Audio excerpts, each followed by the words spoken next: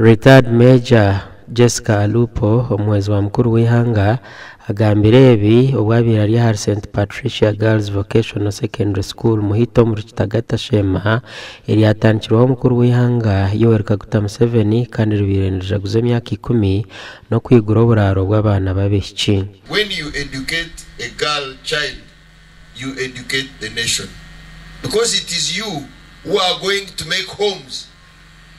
You are the ones who will be mothers, sisters, brothers. Kandi wabata kuchimanya oyishorebe mwana muzarwo mumaka abana babishiki tinkugira ngo abojo tubine mugasho konka bishi bino mutima go kuyamba families zabo kucera abojo.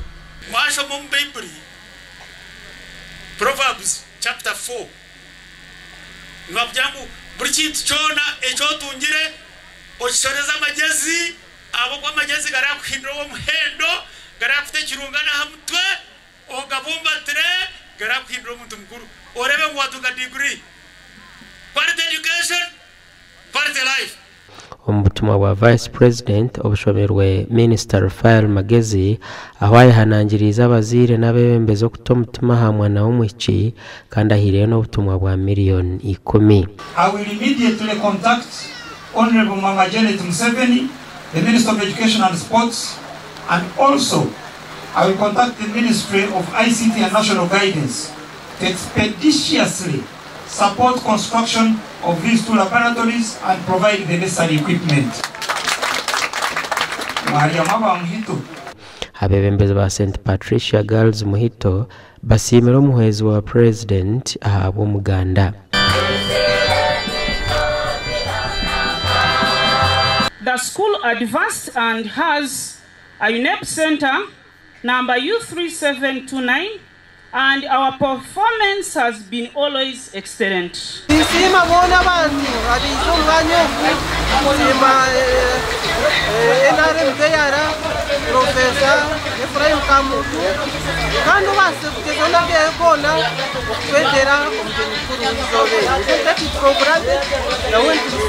Omugandi orukutekatekera Ministry y'ebyobwegese n'emizano Dr. Kedres Turyagenda naenda amashomero ga government okureberera ebintu bya government erukubaha ombyanga. Dr. Turyagenda babigambira mu butumwa obushomero omuhezi wa Commissioner ombyobwegese bwa secondary Alfred Chaka aha mukoro gwo kwigura oburaro bw'abojo aha Rubona Secondary School district ya Bunyangabo. However, you are reminded to run this investment in line with the USC operate guidelines, which the head teacher is well grounded in.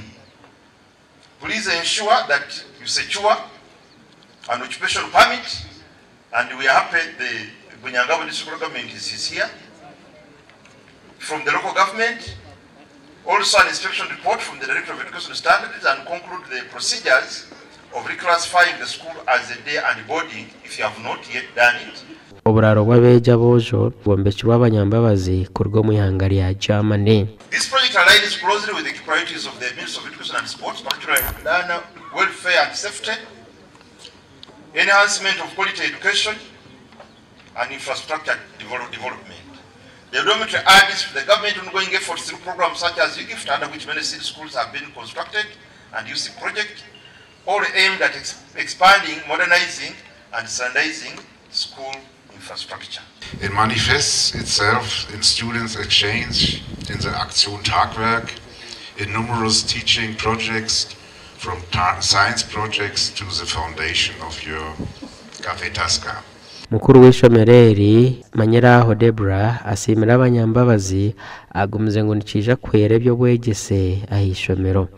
Appreciation to our German partners whose commitment and generosity is transforming our dreams into reality. Your support to us is vital and has created life-changing opportunities for our students and staff.